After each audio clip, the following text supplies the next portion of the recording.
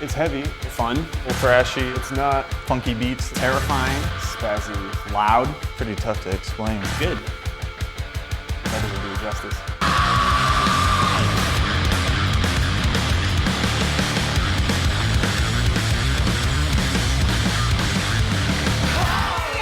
It is a little surreal. We're from a very small town called Bellingham, Washington. A rainy little hamlet. So coming to LA, being next to the beach, it's a big shift. Josh and I have been playing together for like 11 years or something. We were all in different bands in Bellingham. And playing shows at bars and practicing out in a storage space. We just kind of wanted to play everything as hard, as fast as we could. I wanted to say something around the chaos.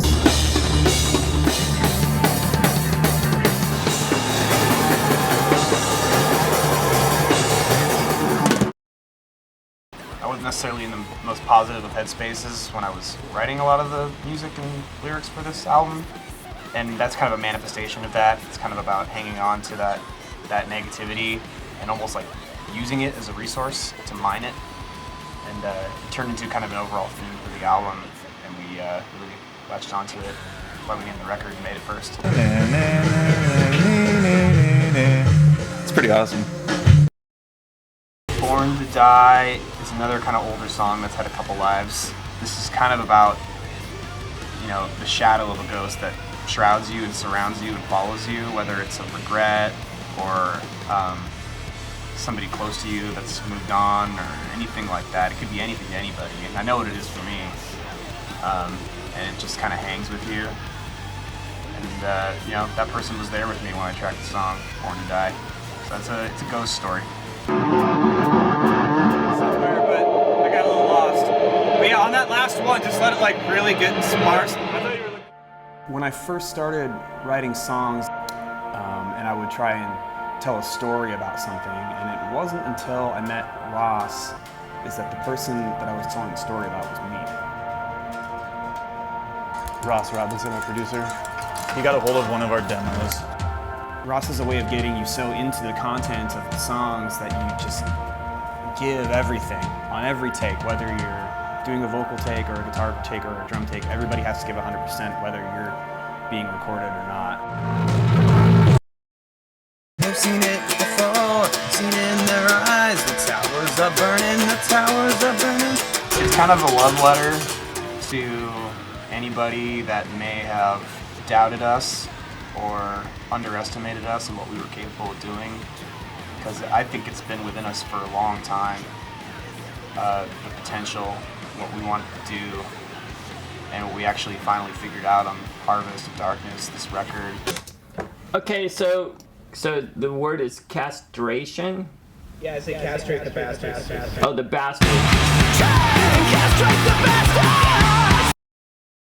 Fear Yourself was a pretty interesting song to come up with. I was kind of listening to a lot of Roy Orbison and kind of wanted to find something that had that kind of anthemic, kind of candy-coated vibe a little bit, but it had kind of a Brian May Queen thing going on too. And so it's definitely stands out on the record. It's one of my favorite songs. The subject gets a little dark because it's kind of about, you know, I'd walk in there some days to work on songs, maybe even when I was working on this song, and I'd look at my instrument and I'd just be disgusted. I didn't want to pick it up.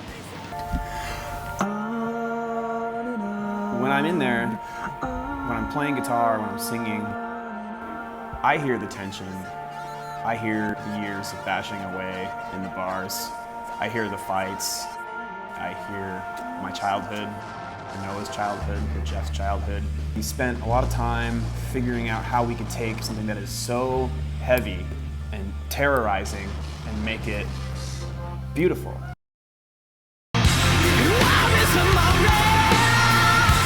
You know, when you're out and everyone's mad and just fighting and they want to fight and they want to pick a fight and they want, it's almost like people just, they lust for conflict. It kind of got me thinking about how similar maybe that is to like when you feel overpowered by lust or love or things like that, how that might be kind of the same thing as wanting to hit someone or hit yourself, or, you know, like how different is that really?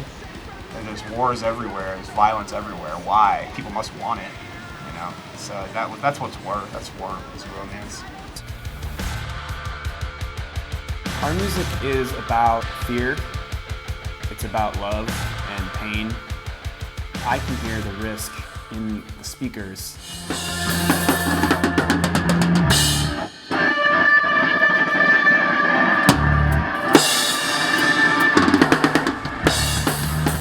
This is what we've all wanted to do ever since we've been playing music. It's such a cathartic experience. We had no idea what was going to happen. It's a lot of energy.